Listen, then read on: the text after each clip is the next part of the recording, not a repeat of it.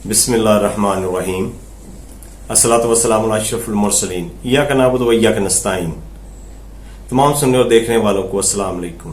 आप देख रहे हैं मेरा यूट्यूब चैनल बाफकुल शाह ऑफिशियल।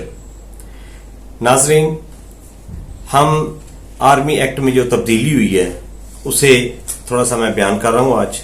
ये इस तनाज़ुर में कि ये जो गिरफ्तारी हुई है साबिक DG ISI general Faiz Hamid की, अगर आप इस कानून को और इस गिरफ्तारी को सामने रखेंगे और प्रेस रिलीज जो ISPR ने जारी किया उसे रखेंगे तो आपको सारी बात समझ में आ जाएगी।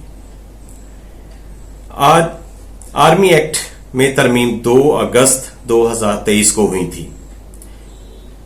कोई भी शख्स सरकारी हैसियत में हासिल की गई ऐसी मालूमात जो मुल्की मफाद और सलामती के लिए नुकसानदेह हो सकती हैं, इनको जब जाहिर करेगा या जाहिर करने का सबब बनेगा तो इसे 5 साल तक कैद बामुशक्कत की सजा दी जा सकती है।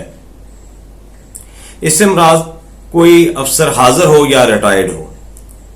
पहले सिर्फ हाजिर सर्विस थे अफसर, अभी रिटायर्ड भी शामिल कर लिए गए हैं।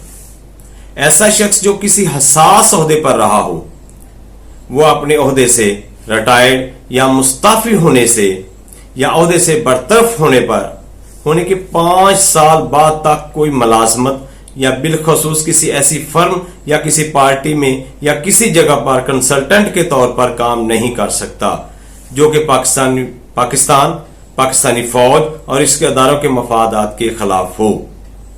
जो अफसर दौरान सर्विस ऐसे ओहदे पर फाइज रहा हो जो आर्मी एक्ट के तहत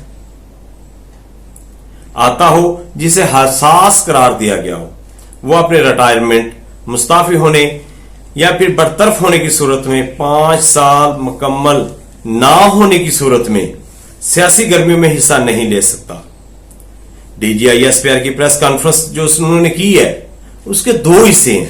पहला हिस्सा है retired general Faiz Hamid top city housing society का, और दूसरा हिस्सा है रिटायरमेंट के बाद कुछ ऐसी एक्टिविटी हैं जो काबिले जुर्म है। इसके बाद जो चार्जशीट सामने आएगी तो तमाम चीजें सामने आ जाएंगी।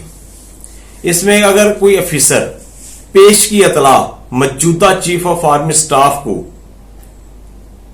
उसके इजाजत ले या उसकी इतला उसे दे तो इस पर इस कानून का इतलाक नहीं होगा।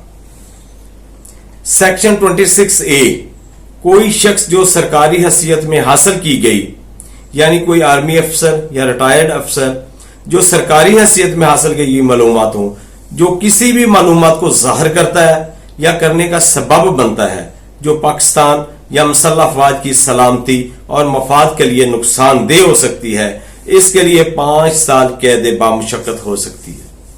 अगर कोई शख्स ऐसी मालूमात किसी दूसरे शख्स या दुश्मन मुल्क के फर्द को फराहम करे जो फौज के सरगर्मियों से मुतल्लक हो, या ऐसी मालूमात जो फौज को बदनाम करने और इसे कमजोर करने के जुमरे में आती हो, तो ऐसे शख्स के खिलाफ मुकदमा आर्मी एक्ट और सीक्रेट एक्ट के तहत चलाया जाएगा और जुर्म साबित होने पर 5 साल तक सजा दी जा सकेगी।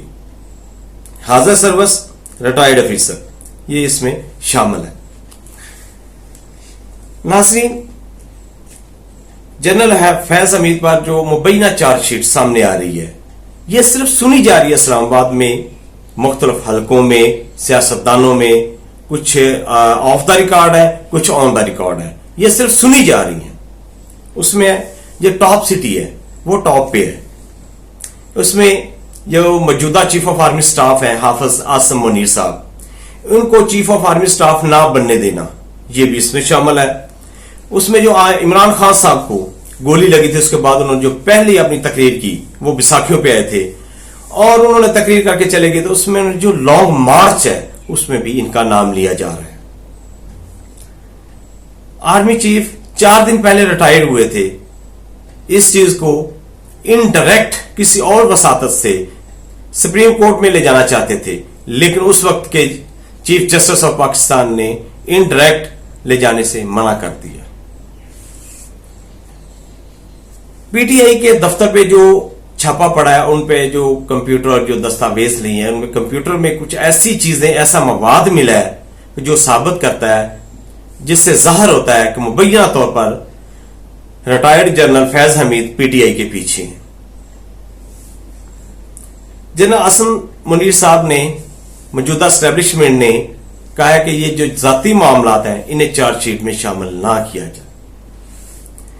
इनके बनी गाला से मुसलसल राब्ते थे, इमरान खान से राब्ते थे, आरिफ अलवी जो सदर उस वक्त थे उनसे राब्ते थे। इनका एक आईफोन चोरी हुआ था नाज़रीन चकवाल से, उसमें भी बहुत कुछ मिला है। और जब ये आर्मी की तहवील में आई, उनका जो जाती फोन था उसमें से भी बहुत कुछ मिला है। सुना जा रहा है कि गैर सियासी गिरफ्तारियां होने जा रही हैं। इनके मुसलसल राब्ते थे बुजदार से, बुशरा बीबी से, फरा गुज्जर से।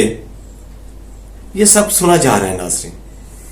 ये चीजें मीडिया में आ रही हैं, इस्लामाबाद में सुनी जा रही हैं, लेकिन हतमी जो चार्जशीट है वो ISPR उसकी होगी और आखिरी बात भी उन्हीं की होगी। ये सिर्फ जो सुनी जा रही है हलकों में, ये वो चीजें हैं नाज़रीन। 29 नवंबर को general chief of army staff Asim Munir साहब ने चीफ बनना था, लेकिन वो 4 दिन पहले उससे रिटायर्ड हुए और शहबाज हुकूमत ने अपनी कबीना से इसकी इजाजत ली और उन्होंने कहा कि आप सर्विंग जारी रखें, अपनी सर्विस जारी रखें। 29 को उन्हें चीफ ऑफ आर्मी स्टाफ बना दिया गया, लेकिन इस चीज को चार्जशीट में शामिल ना करने का कहा गया है। ये जनरल साहब, चीफ ऑफ आर्मी स्टाफ साहब की बड़ापन है, मुतब्बर है, समझदार है। उन्होंने जाती मामले को इस चार्जशीट में शामिल नहीं किया। और आखिर में नाज़रीन हम पीटीआई की बात करते हैं। पीटीआई के झंडे छीने गए, गिरफ्तारियां हुई, क्या वजह है? पीटीआई बैन है, दफा 144 है। लोगों को क्यों गिरफ्तार किया जा रहा है? क्यों मुल्क को नारगी की तरफ ले जा रहे हैं? क्यों लोगों को तकसीम कर रहे हैं? हम बसीते कौम एक हैं, एक रहेंगे और किसी को इजाजत नहीं देंगे कि इस कौम को तकसीम किया जाए। यह बहुत बुरी बात है नाज़रीन। ये गैर जमहूरी अमल है जो जमहूरी दौर में जारी है। मैं एक सहाफत का तालिब होने की हैसियत से, मेरे जो बहुत बड़े नाम हैं, व्लॉगर्स हैं, बहुत बड़े सहाफी हैं, मेरे लिए दरसगाह की हैसियत रखते हैं, उनकी इस बात मुझे समझ में नहीं आ रही।